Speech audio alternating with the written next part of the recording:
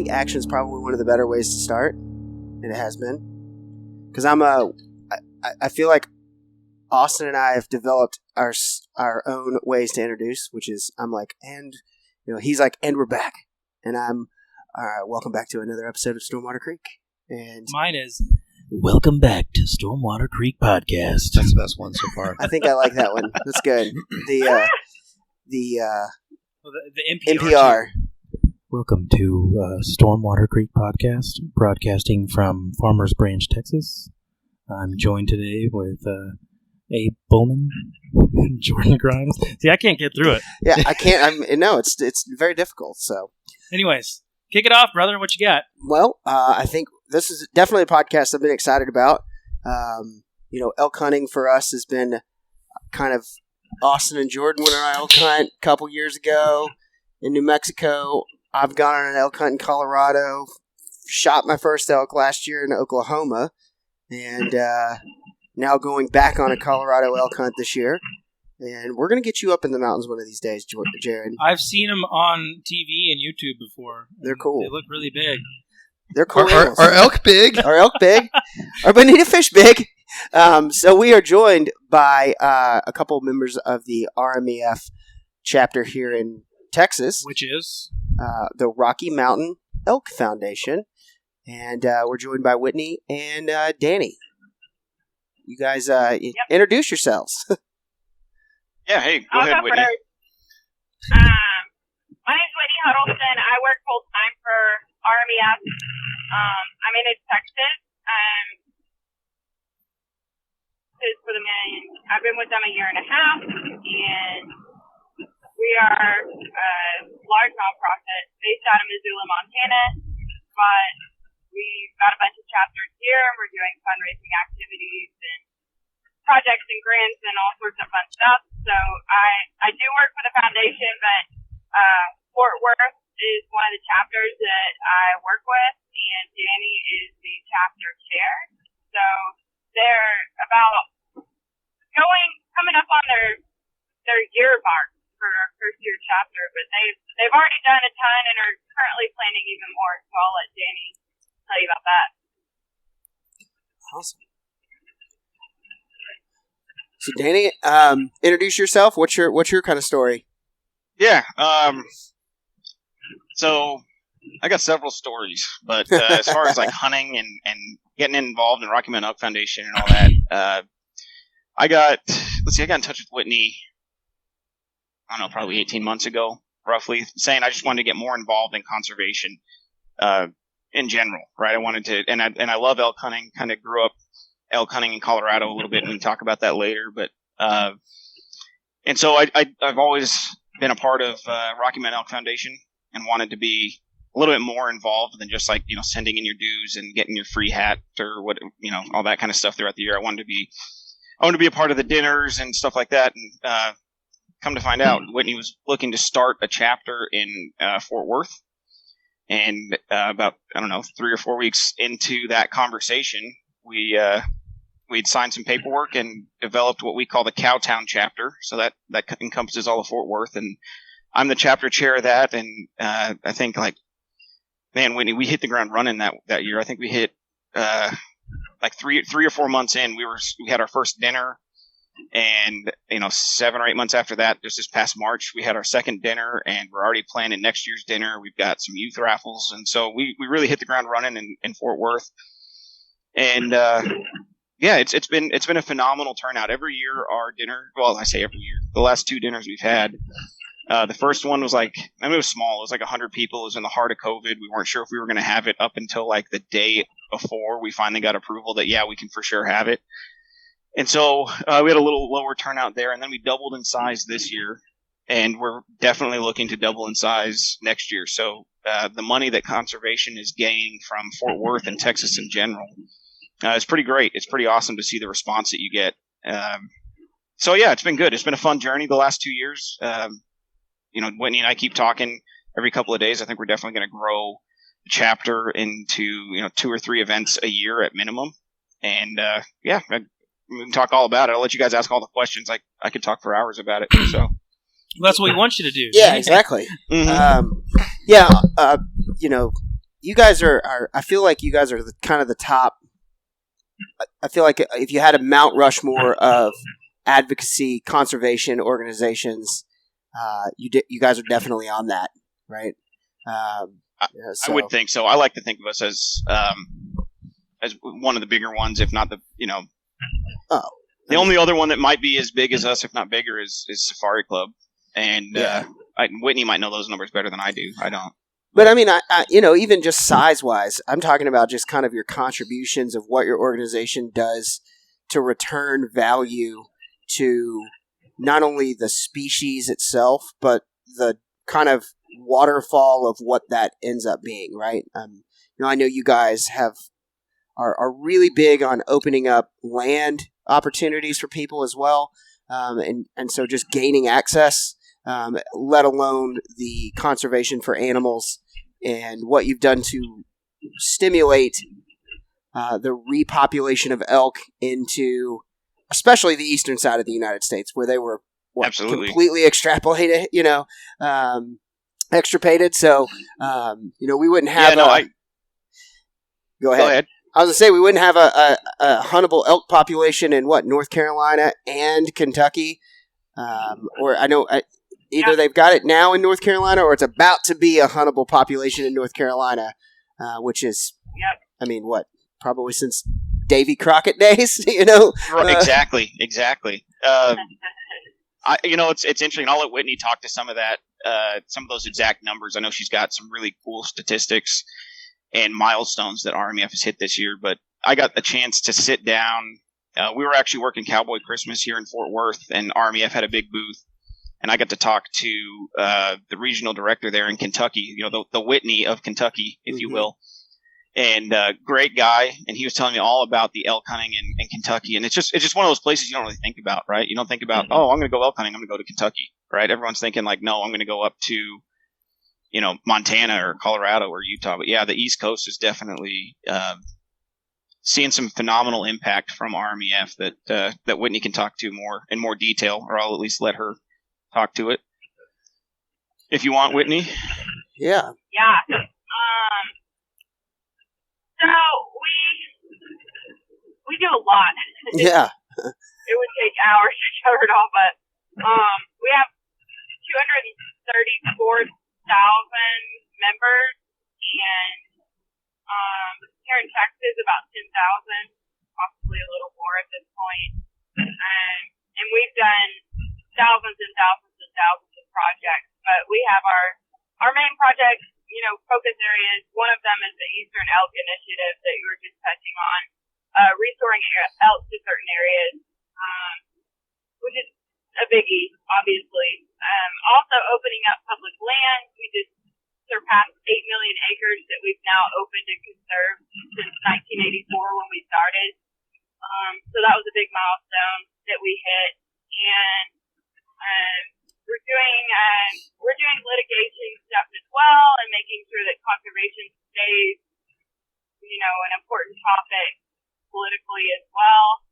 And we're big on teaching and making sure the next generation is involved. So we say hunting is conservation a lot to teach people about the importance of it, which we call hunting heritage, but it's one of the things in particular that we can really put into effect here in Texas, since we're obviously not, we're not an elk state here. So it's really cool some of the stuff that we can do, but we're definitely large. We definitely make a huge impact, and don't have any plans for that to change. It'll just get bigger over time. It's exciting.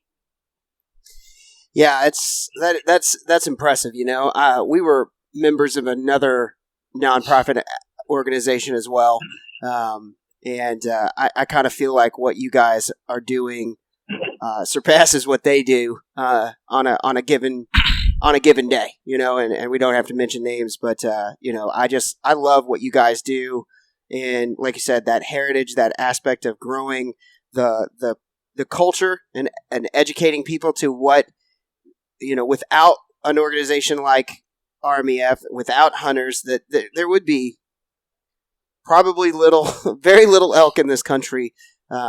outside of Oh, a very yeah. small, without a doubt. little place of it. And, you said something interesting, and I always thought about this, is like places like, RMEF and even the Mule Deer Foundation. Like some of the largest chapters in the entire country are here in Texas. I think Houston, Texas has the largest Mule Deer Foundation chapter in the entire country. And it's because people from Texas go hunt, and they go out to those places, even though Texas is just a hot spot, period. Exactly. But, we definitely have some big chapters here, which for being a non-elk state, it's exciting. And, you go to the mountains, a lot of us go over to the mountains, and I think statistically, like, a pretty large portion of the people who are going and visiting Colorado and Wyoming and Montana are from Texas. So a lot of us have ties there, and a lot of us are involved with this because either we elk hunted or straight up, have gone and seen them, and they're just amazing. And that's one of the reasons I got involved, because I just love the mountains and have been up there and hunt other stuff here in Texas. And then as soon as, a lot of people may not know a lot about RMEF, but as soon as they get involved and start researching and meet people on our committees and get, a little more involved, they typically, they're happy and like what they hear and want to be more involved after that. And it goes from there.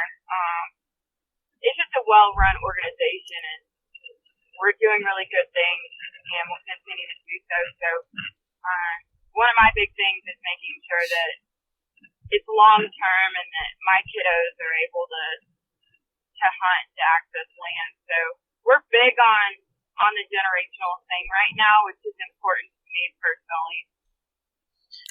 Yeah, I mean, touching on the generational thing, that's kind of where RMEF is. The CEO, correct me if I'm wrong, Kyle, correct? Whitney, is that CEO's name? Yeah.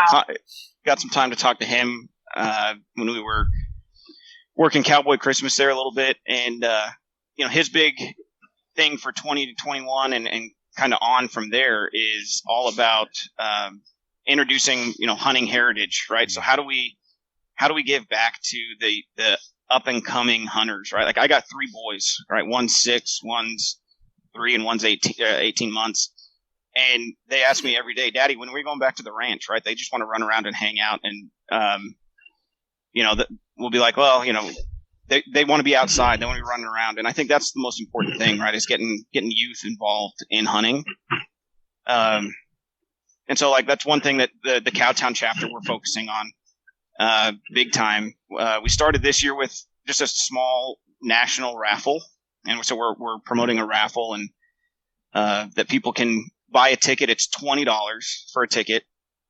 The winner will actually be on another podcast with Lone Star Outdoors Show and Caleb Smith, and they're coming to my ranch. We've got 2,300 acres up in Seymour, and they're going to get to shoot probably an axis or an oddad, kind of whatever they want.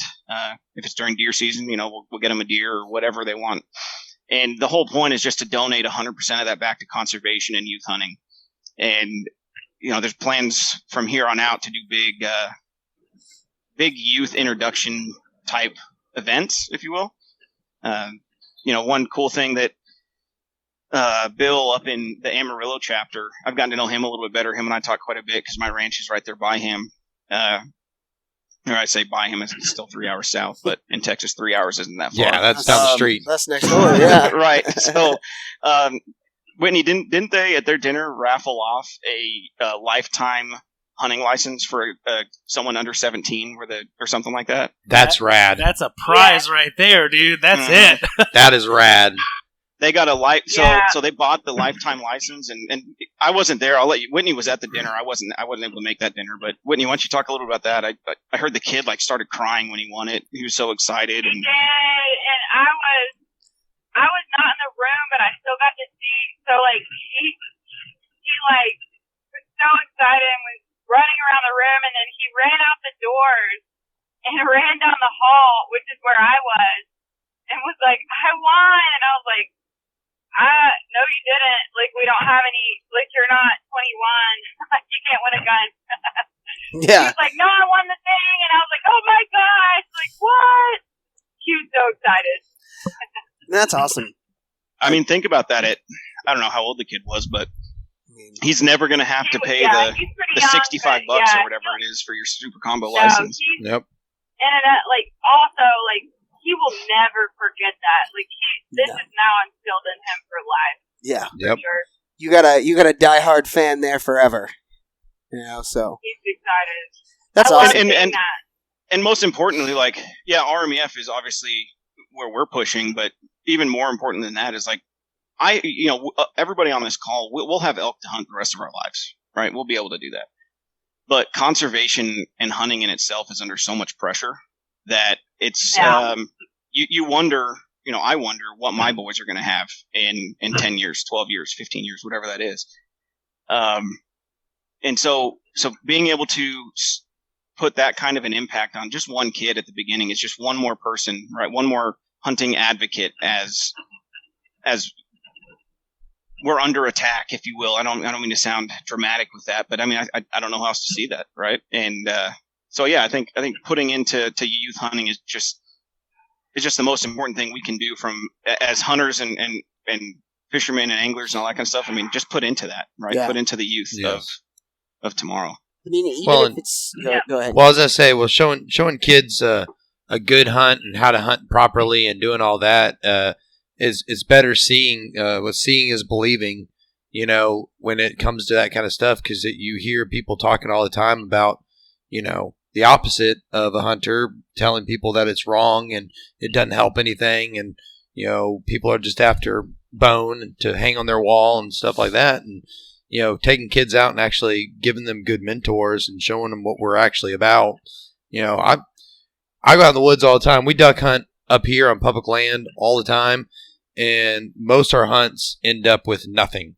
Yeah. But I have the time of my life just being out in the outdoors and seeing Texas and other places, going places.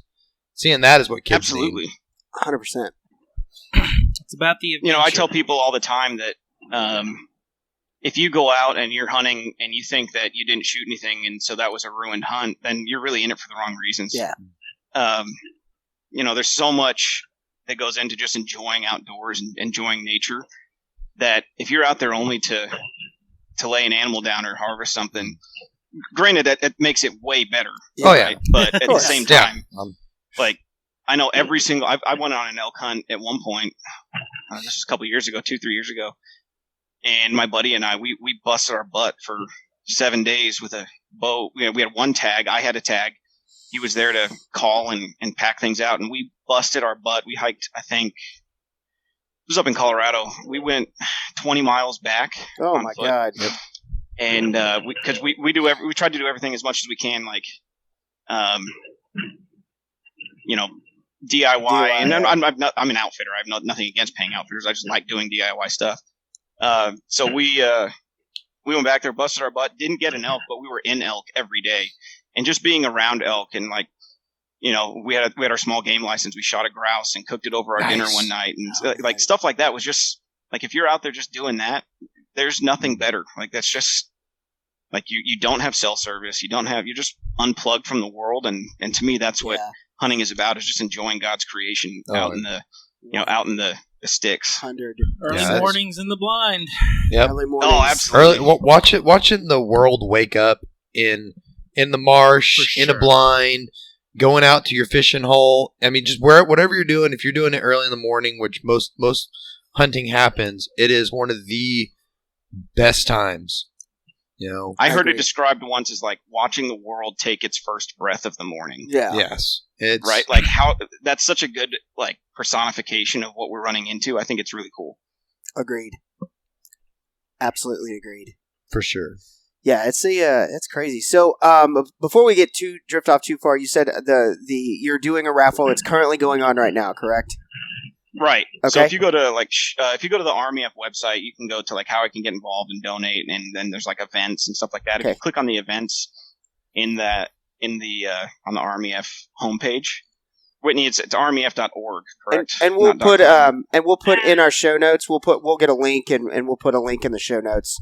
Perfect. So I'll shoot you guys a link after we're done here. Yeah. And But the cool thing is like, yeah, that's specific to us here in Fort Worth. But that when you go into that, it's got everything listed across the country. So obviously, this podcast is listened to around the country. So even if those of you that aren't in Texas, first off, the youth raffle that we're putting off is nationwide. So somebody in New York or Connecticut or Montana, whatever, they all have an opportunity to win this youth hunt. But then there's also a ton of other events, and they can see kind of what the local chapters in their area are doing, how they can get to a dinner, how they can get involved, stuff like that.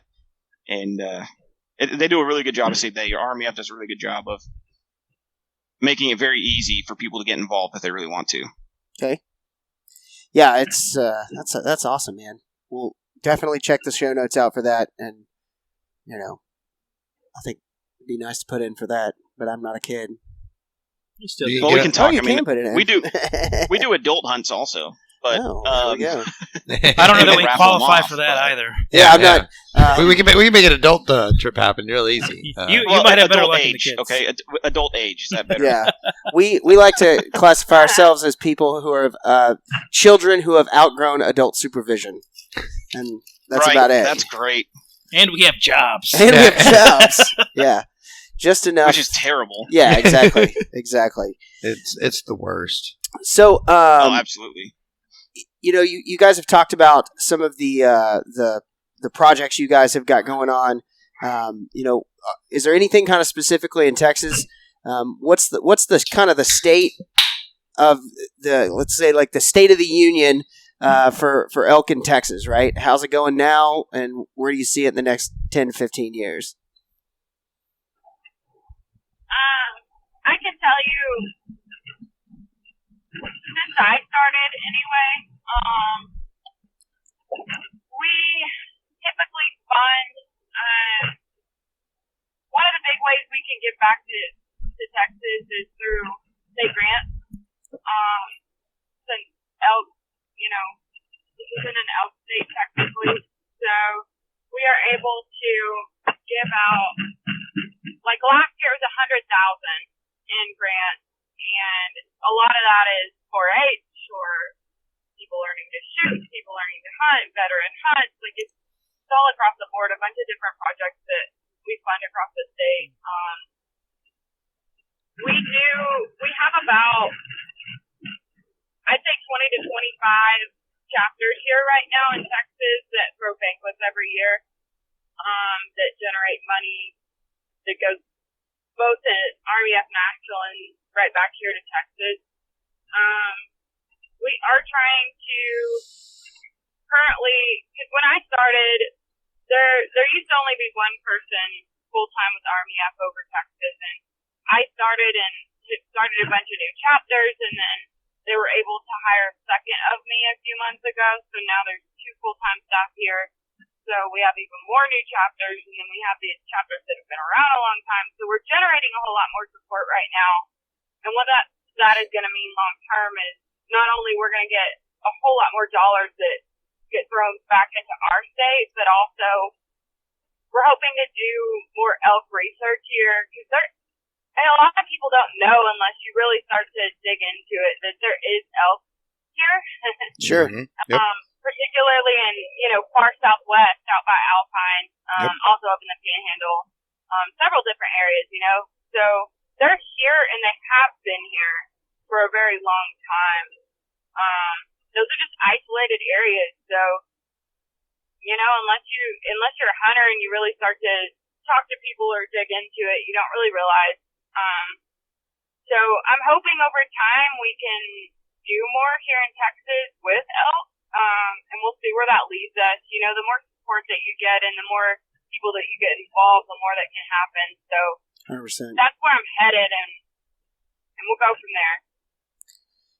Yeah, it's interesting that you could do that. But then you think about, what if we got elk in more of our state? Well, I can't imagine elk. Can you imagine seeing an elk in Denton? Well, like you see white-tailed deer, like. Yeah. Hit on the side of the road in the middle of Dallas, and you're like, whoa, but imagine an elk being hit in the middle of Dallas. Yeah, driving to Austin. Oh, man. It was on the side of the road. It was South Lake, on 114. Yep. I'm like, that's a deer on the side of the road. Yep, What? there's a big old doe in Like- 114. It just confused the hell out of me. Like, why are you here? Yeah. This isn't where you belong, This isn't little where thing. why Go are back you to here? your home. Are you So- too good for your home? If you hit an elk, if you hit an elk with your car, the elk will stay intact, and For your sure. car will not. Yeah, you Oh, lose absolutely. that The battle. elk wins every time. Ugh. Just shove that off like nothing Words. even happened. I'm sorry, I can't use Words. words. I don't talking ain't real good for me. If you haven't packed an elk out, like you don't respect how big an elk is until you walk up on it. But it's like a small horse, It's right? I mean, it's incredible. not like hitting a whitetail out here. And don't get me wrong, we got some big whitetail in Texas too. But Yeah. I mean, a big whitetail's 200 pounds, maybe 220 on the hoof, right? And that's like the hindquarters of an elk. That's like a 6-month-old elk. You Yeah, know? exactly. Uh, So people just don't respect just how big those things really are, yeah. and how much meat you get off of them. It's insane. I shot my first elk last year in Oklahoma, and I packed it out myself. So thankfully we were at 2,000 feet, 2,200 feet, so I was able to not deal with a lot of elevation, which is always the leveling factor. But I packed it all out to the road myself, and then got it into the truck, and just the size of it all was. I mean, every ounce of me, I did every from the time I shot the animal to the time I got it into the cooler, I did everything myself. And the next day, there wasn't a part of my body that didn't hurt. Like my finger, like the knuckles and like the joints of my fingers hurt. My ankles, my toes, every ounce of me hurt from carrying that out. It was, but just like I said, when you walk up and you're like, oh my God, this is a giant animal. Oh, Now your back's going to hurt. You just broke landscape duty. You ask yourself, like, what did I get myself into? Why did Right? I- You're like, I'm going to go shoot an elk. This is great. It's no big deal. I can Go pack an hunting, animal they out. said. And then you're like, what in Yeah. the world just happened? When you pull out a gut pile that's the size of a whitetail, that Right. that's where you're like, oh my God. Yeah. I mean, a couple years back, this is several years back now, I used to guide elk hunts up in Colorado, and we had some clients, some of our first clients that came out with us, and we shot 2 elk, and this is full backcountry, no horses. I mean, we're way back in there, right? And it took us, we shot 2 elk, and we were a couple miles from the truck, or from the nearest road, which the truck could drive to, and it took us 2 days to pack out both elk with 6 people, because we were we were at 10,000 feet, and I mean, a lot, it was nuts, man. It was same thing though. Granted, we shot it in the middle of the week, and so in Colorado, your hunts or your seasons are like a week long, roughly. Mm-hmm. And so we shot them in the middle of the week, and we got back to camp the second day, and we didn't tear down camp for 2 days. We're like, we're just gonna hang out here. We're gonna eat our mountain houses and our steaks, and we're just not gonna move for a little bit. Yeah. And it was, and granted, we got 11 inches of snow the day we shot them. And so we were packing them out in 10 to 11 inches of snow. It was nuts, but it was great. I mean, it was these the hunters that were with us. It was their first elk, and they were grown men, and they were almost in tears. And I won't say their names. I'm so good friends with them now. They're going to listen to the podcast, so they know what I'm talking about. So I won't call them out for crying for shooting an elk. But I can't really hate on that, though. I I'm not saying you got to call them out, but like, man, that's milestone stuff Dude. for a hunter for sure. Yeah. Especially in that I'm the same way, situation, right? like doing a hunt like that up there, probably dudes from Texas.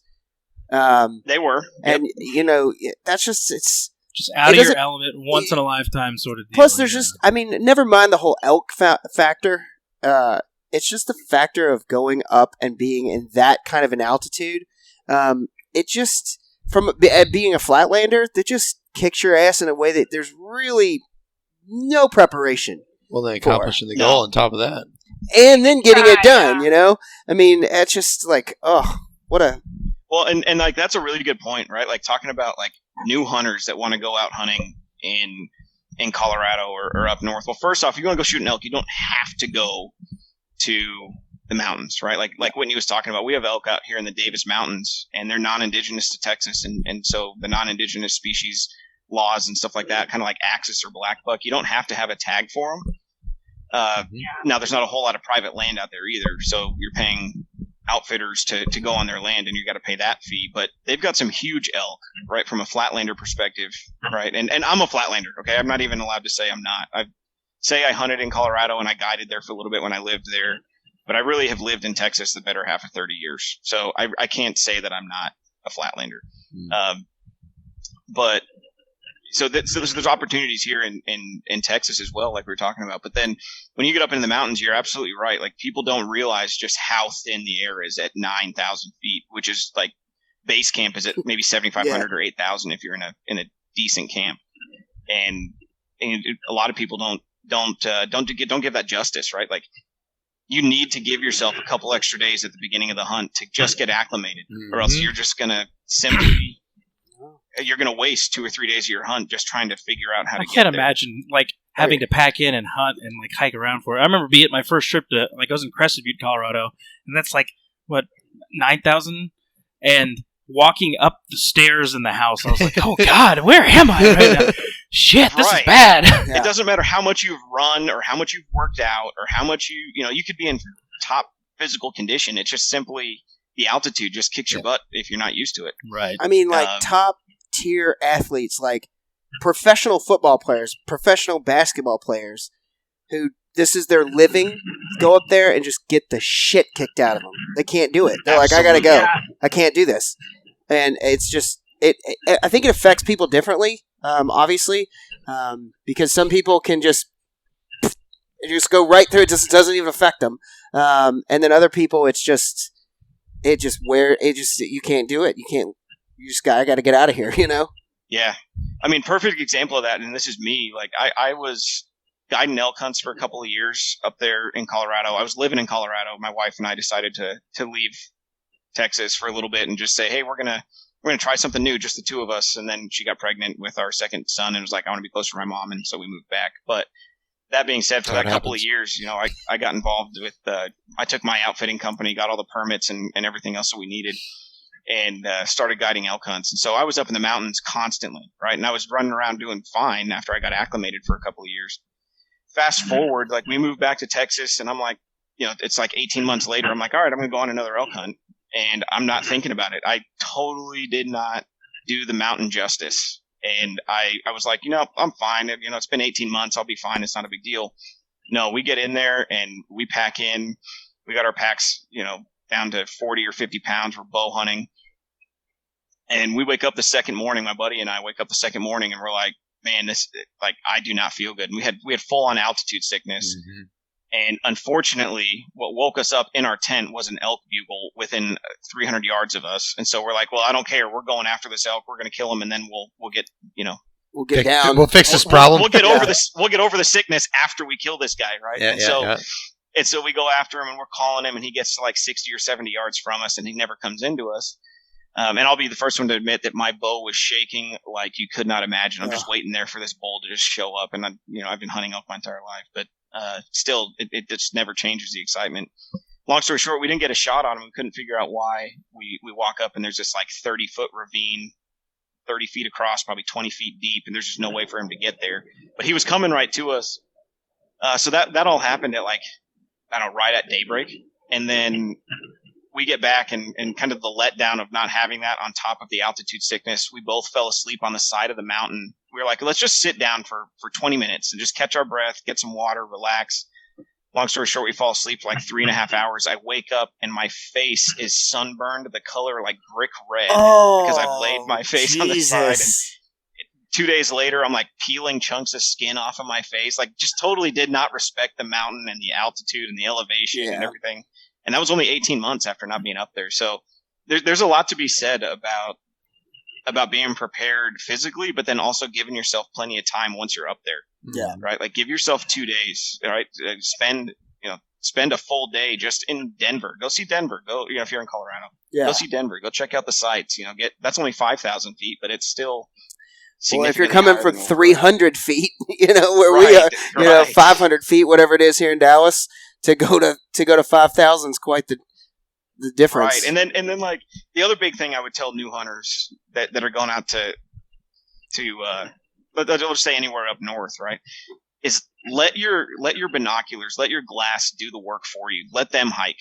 Yeah. Right. Like sit down, and it doesn't matter if trucks are passing you, behind you, or because Colorado, I hunt a lot in Colorado, right? But so I use that as an example. But there's so many hunters up there in Colorado, and I love that. I don't want to discourage that. I don't get into a turf war on public land, right? They pay their taxes, I pay my taxes. It's we're all public land owners, if you want to say it that way, right?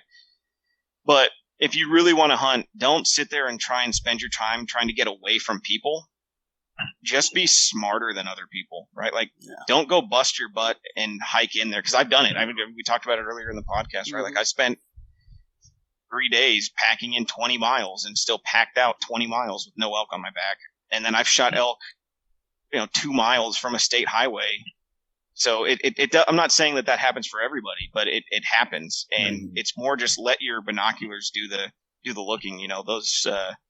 Let your equipment work for you. Yeah. Don't try and outsmart everybody. It's not you got to outsmart the elk, but it's not I don't know. It's not that difficult, right? Like just look for them, find them, and then go after them. Because it only takes one or however many tags you've got, right? Well, right. We talk about that a lot on here. We've said that before, like whitetail hunting on public land. Like everyone talks about, like you listen to other podcasts, and they're like, you need to go where people aren't going to go. Like if you go further in, no one's going to go that far. Well, then you find out people go that far, and people go through that headache. I mean, you got to go through a lot of obstacles that people aren't going to go through. Yeah. And then you hear about guys shooting big old deer, 100 yards from the parking lot. He doesn't have to haul that deer very far. And we have a duck hunting hole that, like, we can see the parking lot of we can. The walk-in, and we watch people show up late and run down the trail and all that stuff and run right past us out to the main part. Yep. And we drag ducks out of there every time. We pull ducks out of there. I think it's just like most things. I think people get a preconceived notion in their brain. Right? Well, you watch all this is what I got to do. Yeah, you watch all the bigger hunters and stuff like that, and you watch and I mean they get it done. They get it done obviously, but like they always talk about I packed in this far, and everyone has that number. I got my pack down to 20 pounds. I cut the end of my toothbrush off. And there's all this stuff that new hunters look at as, like I have to do this because this is the story. You hear these stories, these guys talking about it. And then, you don't, I'm not saying you shouldn't do it, but some 80-year-old man in a red flannel shirt goes and shoots a your 375-inch bull. Your grandpa shot big deer in a red flannel jacket. Exactly. Because he was a tough. And blue jeans sitting in the same tree that you're sitting in your $700 worth of Sitka gear. Yep. Exactly. He was probably drinking Schlitz and smoking cigarettes. Smoking cigarettes. Well, if it was my grandfather, it was Jack Daniels and Diet Coke. But there you go. Yeah. Out of a Stanley thermos. Hey, man. Respect. Hey, no, absolutely. I mean, I drink Jack Daniels and Diet Coke only because he drank it so much. I was like, oh no, that's what my grandpa drank. That's what I'm gonna drink. Right? Of course. Not in the blind, unfortunately. But gotta be responsible. Yeah, responsible. So, what do you think as far as just kind of like for a new hunter who may be like trying to bite off that thing the first time this year to go and try to shoot an elk? You got a tag, you figured out the lottery system, you drew a tag somewhere, or you're going over the counter in Colorado. What do you think is the most important thing? Aside from discouraging them and telling them to get some experience. Yeah. What do you think the most important thing is? But what do you think the best tip would be to somebody new? I have to give it. I only get one tip. No, you can do top. Let's do top five. Let's do top five. No, let's tell them what you really think. Yeah. Yeah. Well, so I grew up kind of old school, right? Where you're going to go elk hunting or mule deer hunting up in the mountains. You got to go out a couple weeks early. You got to go scout them. You got to go get on the maps and check everything out and go look and go find that deer the week before you want to hunt it and that whole thing, or that elk or whatever. And the cool thing that we have now is technology. right? Mhm. And so things like Onyx Maps or even Google Earth, right? Like, do your research on the maps and understand where you can get to and where you can't get to, which is also a testament to like knowing your limits. Because where some people can get to, other people can't get to. But then I think a big thing that people don't think about is their wind. And the wind swirls in the mountains quite a bit, but then you've also got your thermals that are going up and down depending on time of day. And so you got to kind of check, is the wind coming up in the morning, or is it going down in the afternoons, or vice versa? What's going on in those thermals and the way the wind is swirling. I think a lot of people don't give justice to the fact that, I mean, think about your house, right? If somebody's in your house trying to kill you, because that's essentially what we're doing elk hunting. Yeah. Right? We're in their house trying to kill them. Every nook and cranny of your house, and you could probably walk it with your eyes closed if you had to. And if something's out of place, and if something's just not quite right, and you probably have a sixth sense about it. Well, I think people don't respect that about elk and animals in general.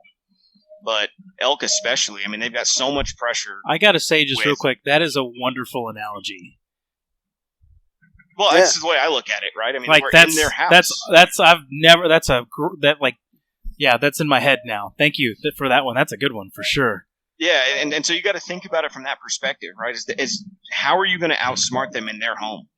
And that's a tough question. I mean, I would like to say that nobody's going to outsmart me in my home other than my wife, who's probably going to listen to this at some point, and I love you, baby. Outsmart me all the time. But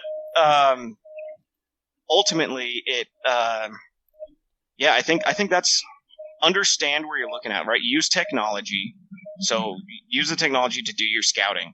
You don't have to find that bull or that elk that you want to shoot, because chances are, with as much ground as they cover, you're not going to run into the same bull 2 or 3 times unless you're on private land. And I mean, you might. I'm not saying it's impossible, but I'm just saying chances are not in your favor. And so don't get caught up in like, oh, I got to go spend a week in the mountains 2 weeks before my hunt just so that I can get, find these elk. Use your maps and use technology would be a big one. And then I kind of mentioned it earlier. When you're in the hunt, you let your equipment work for you. And one thing that my grandfather, who taught me how to hunt growing up, he was like, you can't shoot him if you can't see him. So people go out and spend $700 or $800 on packs and gear and all that kind of stuff. And I would tell people that a really important thing to have is just a very good, solid set of binoculars. And if you can afford one and want to pack one, a spotting scope, depending on the spot where you're at. But then you can let your glasses, your optics do the looking for you. And then you're not having to hike. Well, I'm going to hike over here just so that I can see if they're in there. You can see if they're in there before you get over there. Yeah. And you're not wasting your time and your energy, because I think people don't respect the amount of energy that it takes at that altitude. And we've talked a lot about it already. It can kick your butt. So my big things would be like, spend your money on the optics. If you're going to go out and buy gear, we all buy gear, before a big hunt. I don't know any hunter that's not like, oh, I need one more thing for the hunt. Right? Yeah. Every year I tell my wife, I'm like, I'm good this year. I've got everything. And inevitably, I need to buy this. One more duck call. We'll just be out in the duck line and he shows up with something new. It's like, when'd you get that? Right. Everybody does it, right? I mean, I do it. Everybody does it, right? We all do it. So if you're going to go spend your money on some good optics and let your optics do the hunting for you. And then the other big thing is, like, if you're in a public land DIY hunt, right? If you're on private land, that's a whole different discussion. Listen to your outfitters; they know where to go, they know what they're doing. Yeah. But if you're in public land, don't think because you're seeing people you won't see elk. And again, we talked a little bit on that too. I mean, those elk like to move through those areas. Let those elk move through the area. And people are going to bump them. People are going to move them. And if you can be where they might want to move or something like that, then, you're probably better off sitting and waiting a little bit more than you are trying to trek through it all and stumble across one. Because they can smell you, they can see you, they can hear you. You're in their house, right? So you're better off kind of letting them come to you. Now, from a bow hunting perspective, maybe that changes a little bit, but I would still agree with that, even from a bow hunting perspective, right? Let technology and your gear do a lot of the work for you. Yeah. I mean, I'm open to feedback on that too. I'm not an expert by any means. That's just the little bit of hunting that I've done, and that's what I think. I mean, I agree with it. I mean, just even for, public land whitetail hunting, just let your gear help you out, give yourself the advantage by not trying to outsmart things. Because no one outsmarts us anything. Yeah. And the only other thing I would even attempt to add to that would be if you're going to let your gear do most of the work, break in most of your gear that needs to be broken in, like your boots. Oh, man, that's huge. That's huge. Yeah, gotta have broken in boots. Or you shoot your gun, you go practice. I hope everyone does. Bows definitely needs to be shot. Yeah, many times before you go do stuff. But a lot of people don't think about practicing getting your binoculars out and getting your spotting scope out, putting the pack on, walking around with the pack, getting it all figured out before you go and figure out. Not letting your 2 miles down the trail, you're like.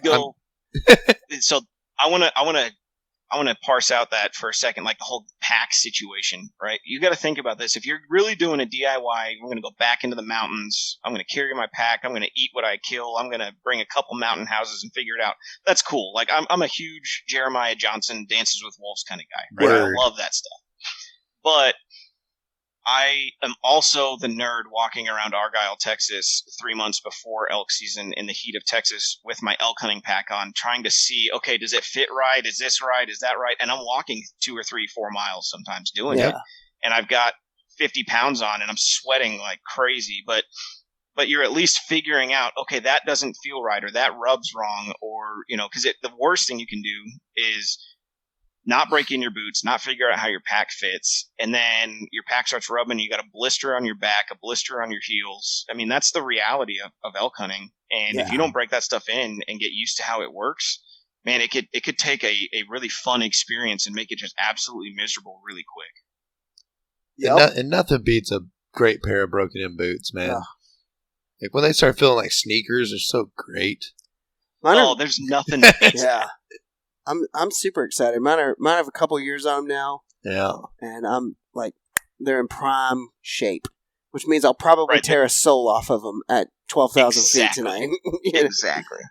Well, and so that's another good thing. Like another good point to bring up is, when we go elk hunting, my buddy and I, that we go pretty consistently together. His dad, myself, and him are going this year back to the same unit. We love to hunt.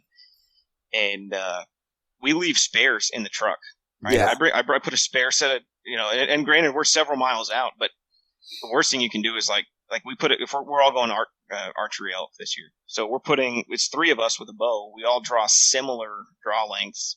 And so we're putting we all have our bows, but then we're putting a 4th bow in the truck, like just in case. Yeah. Right? It doesn't mean that that's 4 bows. Granted, I could probably borrow his or he could borrow mine, but sure. God forbid something happens that's, you got to run back out there. And then from a safety sake, like we keep GPS devices on us that, hey, my wife wants to know where I'm at, which is probably just common in general, right? She's my wife. I love her to death, but she probably wants to know where I'm at all the time. I'm in the mountains. And like, hey, I, fell down and you have some way of contacting somebody to say, hey, send us help, send us something. And I will say on that front, I didn't want to buy a Garmin InReach just because I don't need it most of the time. 99% of my hunting that I do, I'm in cell phone range or I'm in a place where I know I'm not that far back. And so you can rent those, and that's what we do on our elk hunts is we rent an InReach. It's $100, I think.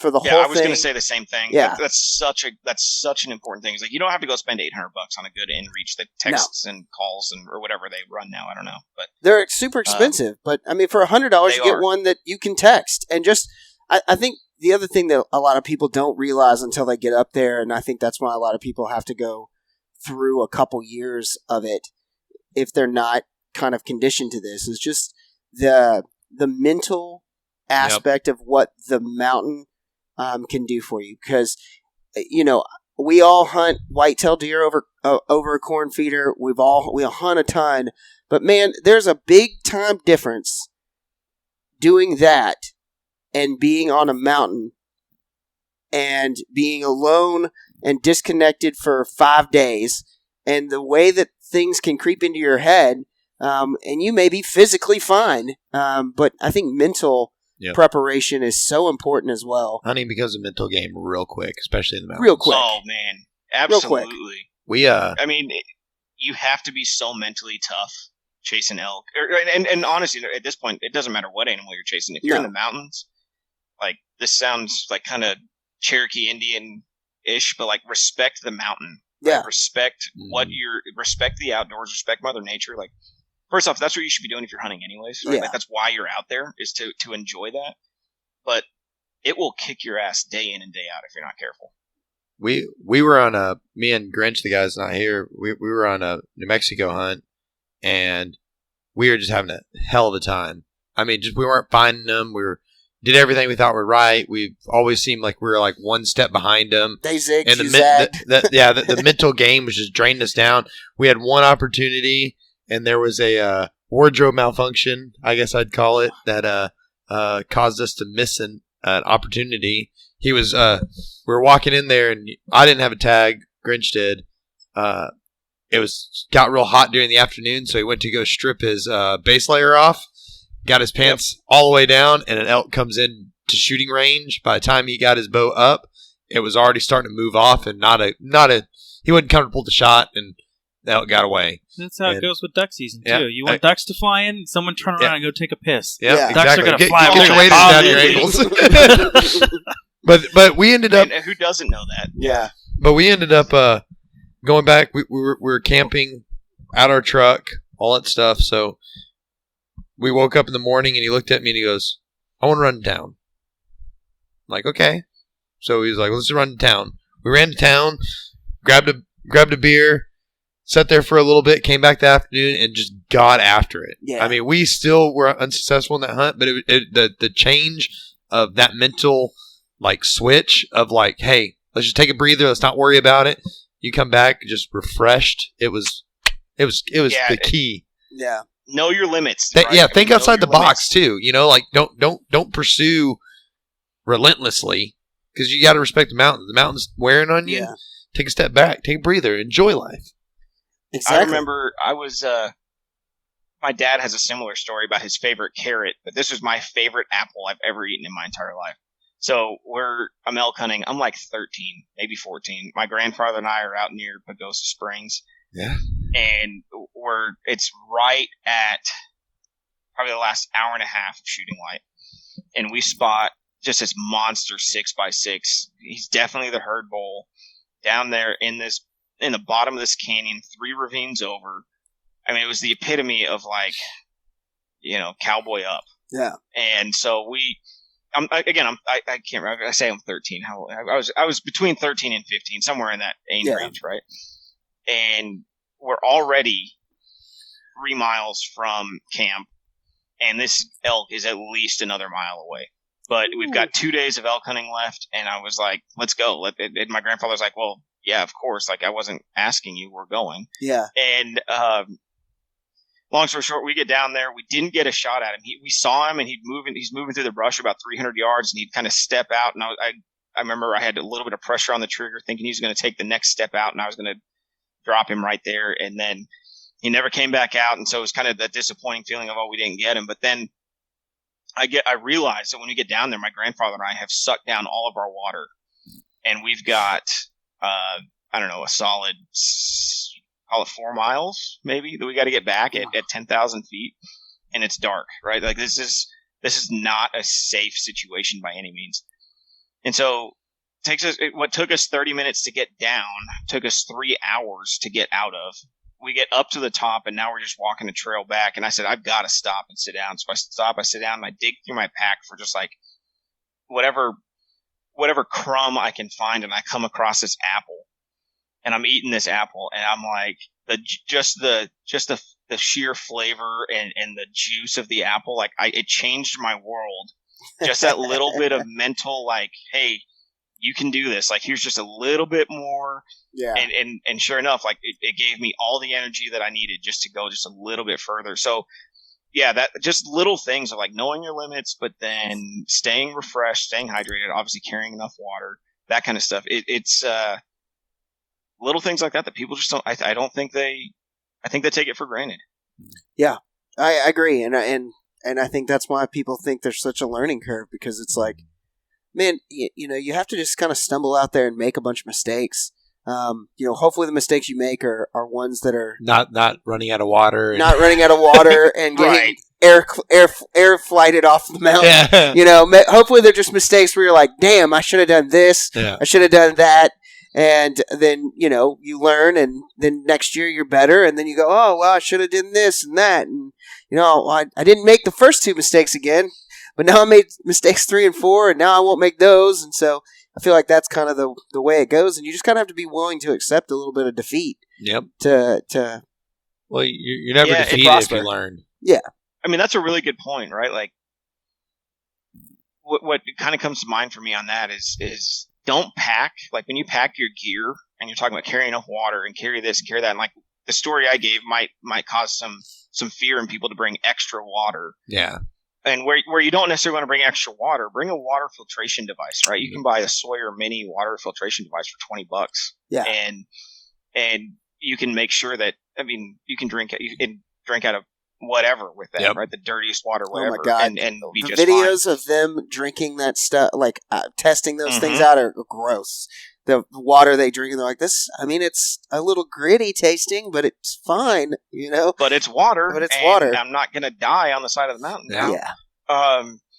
And so one mistake that I made early on elk hunting, you know, DIY with some buddies is I packed like a 70-pound pack, and I packed for every single scenario that I might run into. Yeah. You were trying to outsmart the mountain. Yeah. Exactly. And it's like, and so sure enough, and I'm not the only one that did it. He did it too. Like we both, there's 2 of us, and we were, you know, early, I don't know, mid-20s, early 20s, I can't remember, but we get a mile and a half into our hunt, and we're like, okay, what don't we need? We got on our Garmin, we hiked down off the trail about 500 or 600 yards, pitched a little one-man tent, and I'm not kidding, we must have dropped 40 pounds of gear between the 2 of us into that tent. And we're like, we'll come back and get it in 5 days or 7 days, whatever it was. And like, one thing for me is like, I had like, and to this day, I still hunt with this guy all the time. His name's Kyle. He actually works with me. He's our director of hunting operations for my company. But to this day, he's like, don't pack 37 pounds of knives. And I was like, okay, I'm sorry. But like, I grew up, you know, hunting, and we always had a nice big skinning knife, and we had, you know, a saw for bones, and so I had all that stuff with me. And we start pulling it out, and he's like, man, you pack like, he had one Havilon and like 7 or 8 blades. And he was like, that's all we need. We're only killing an elk. And I'm like, that's a really good point. Like, you don't need, like, don't pack for your fears. Yeah. Pack for what you need. Leave the Bluetooth speaper. Leave the Bluetooth speaker. Okay. I'll tell on myself, right? Like, I'm like, okay, we're gonna get back there. We're gonna get our tent set up. Everything's gonna be nice and relaxed, and we're gonna want to kick back and relax throughout the day. So, you know, at the end of the day or at the end of the hunt, and so I had like Crocs with me and some nice like lounge clothes, and I'm like, to be fair, Crocs are necessary. I'm a big fan of Crocs. Okay, Yeah, we are too. First person to say, I got my wear my Pumas Crocs. on. I'm actually wearing them as we speak. But so are we. but Can I you was even like, be a hunter if you don't wear Crocs? Oh, absolutely. Like, they're like the ultimate outdoor shoe. Yeah, I don't know if I could trust somebody who doesn't wear Crocs, who's a hunter and doesn't wear Crocs. I don't know. Something's wrong with you. Yeah, they just don't know. I mean, but how do you not know? They're just a boy. They don't know no better. I don't know. Yeah, I agree with you, man. You know, that the amount of times I've been on a backpacking trip and just been like, why did I bring so much of this? Yeah. You know, That's almost every hunt I do. Yeah, I'm a big overpacker. Well, it's like the first duck hunts we went on. We took so much crap. I remember my freaking blind bag. Like, barely zipped and like barely Velcroed down. And man, we were walking in these places, and I was like, I pulled out like 2 things from this, and most of it was just extra ammo. Like right. Like the extra ammo could have stayed. But like, Abe. I bought a backpack so I can... Abe got the nickname this past duck season of Lunchbox because he bought this big old Dr. Duck locker backpack. Hot locker, man. And nothing but snacks. Which is a cool... It's a great backpack. Awesome.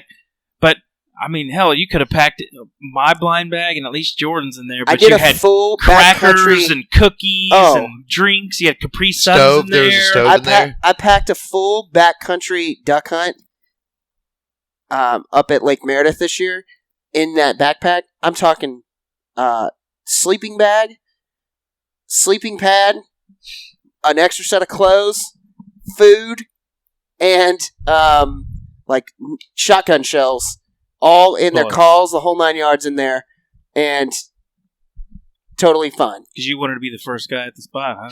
So I was, hey. You ain't first or last. Hey, I'm all about that. I'm all about being the first guy out there. Like, when we go to Colorado, like I said, the seasons are like 7 or 8 days long or something like that. Like usually like a Saturday to a Sunday or something. I can't remember exactly, but it's something like that.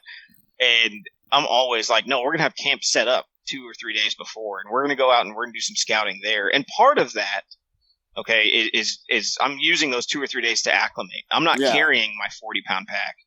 I'm getting set up, and okay, what do I need? And I'm letting my body adjust. But at the same time, I mean, when shooting light comes, I've been in position for an hour, right? I mean, or whatever. I'm all about being the first guy out there, so I can totally respect that. We've gotten to some boat ramps. I can only just speak on duck season, but like we've been to some boat ramps at like 2 a.m.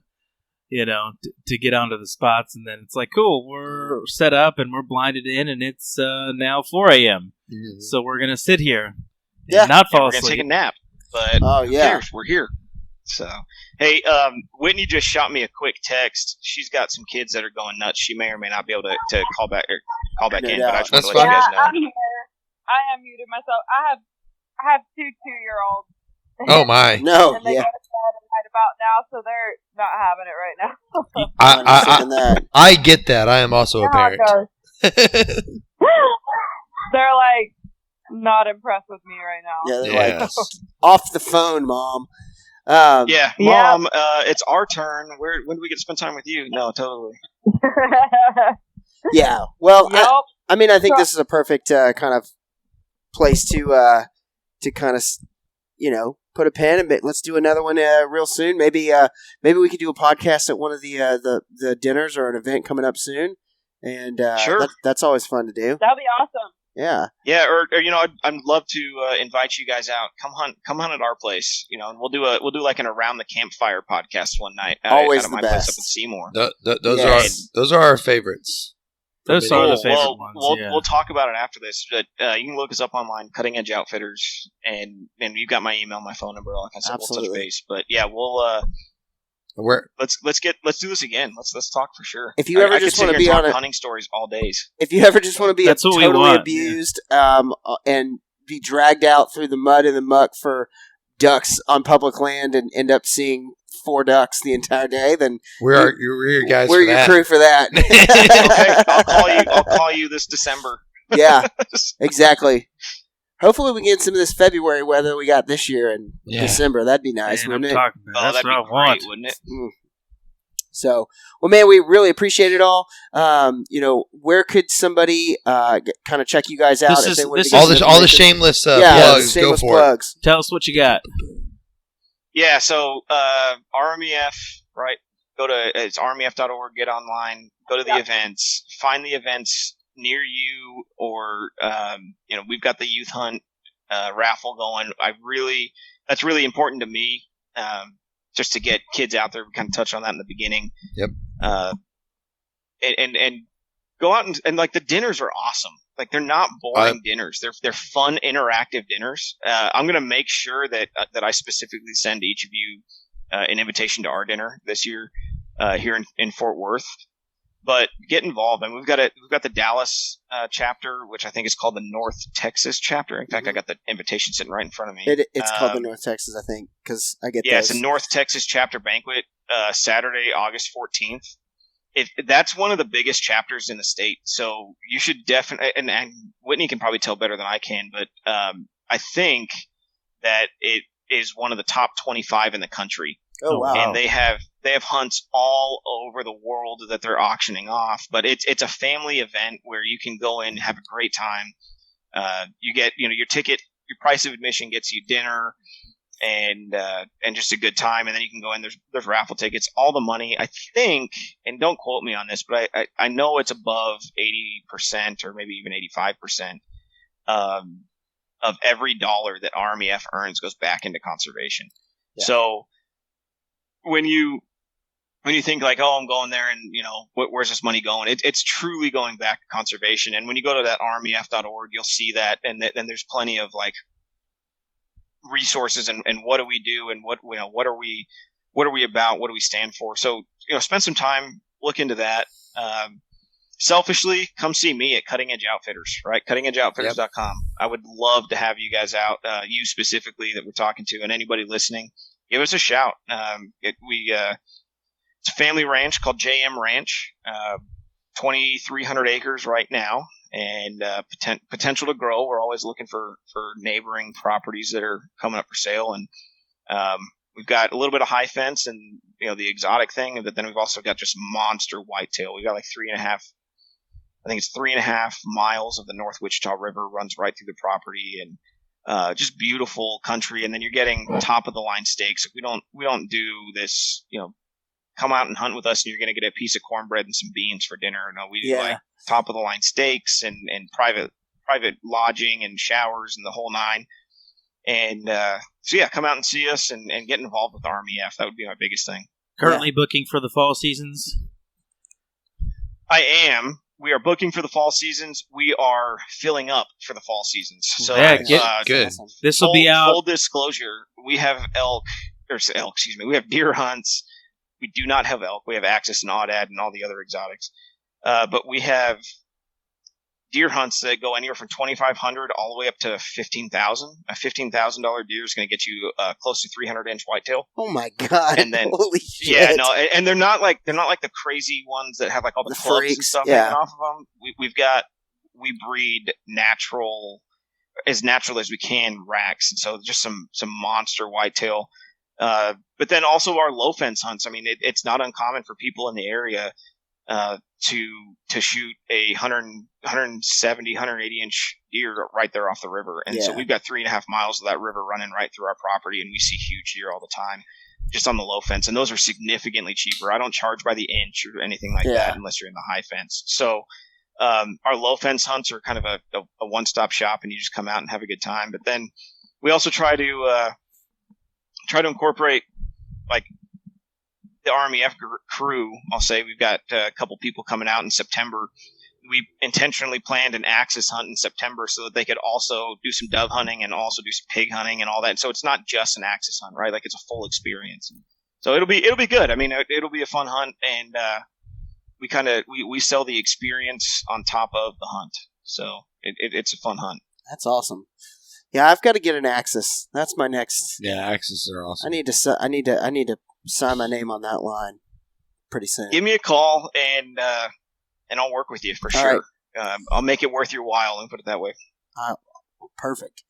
Well, man, everybody, thanks for listening, guys. Obviously check them out. Show notes. There's gonna be a bunch of links down in the show notes for we'll try to get all this stuff. Absolutely. And then follow. Does the Fort Worth chapter have like social media at all? Specific social media? Or we're gonna start some social media right now. Just follow RMEF _TX, and so that'll get you everything that's going on in Texas. And then there's RMEF -- whatever state you're in, and then there's RMEF _ and the RMEF _ is corporate out of Missoula. Whitney and I just were talking last week. We're gonna set up a specific Cowtown chapter, Fort Worth chapter, Instagram and Facebook and all that kind of stuff. So yeah, definitely follow us and look for us on updates there. shoot us an email or a phone call, whatever, and we're always looking for volunteers or just people that want to be at the dinners or people that want to come out and be a part of it. We do much more than dinners. We partner with Total Archery Challenge and all that kind of stuff as well. Yeah. So there's always events going on if you want to get involved. Absolutely. Well, guys, we can't thank you enough for listening to the podcast. Make sure you're if this is your first one, if you don't mind, subscribe to the podcast. That way you know when we release them, which comes out every Thursday. Check out our YouTube channel. Mostly every Thursday. Mostly every Thursday. Ish. We're pretty good about it. Ish. Unless it's hunting season. Then that, hunting season that is not all bets are off. All bets are off. Fair enough. All That's bets fair, are off. I think. Well, thanks for listening, guys. Q Braley. Stormwater Creek is the best. Grinch, the captain. Aim, the helper. Jordan, the problem solver. I hope you like Stormwater Creek. Stormwater Creek.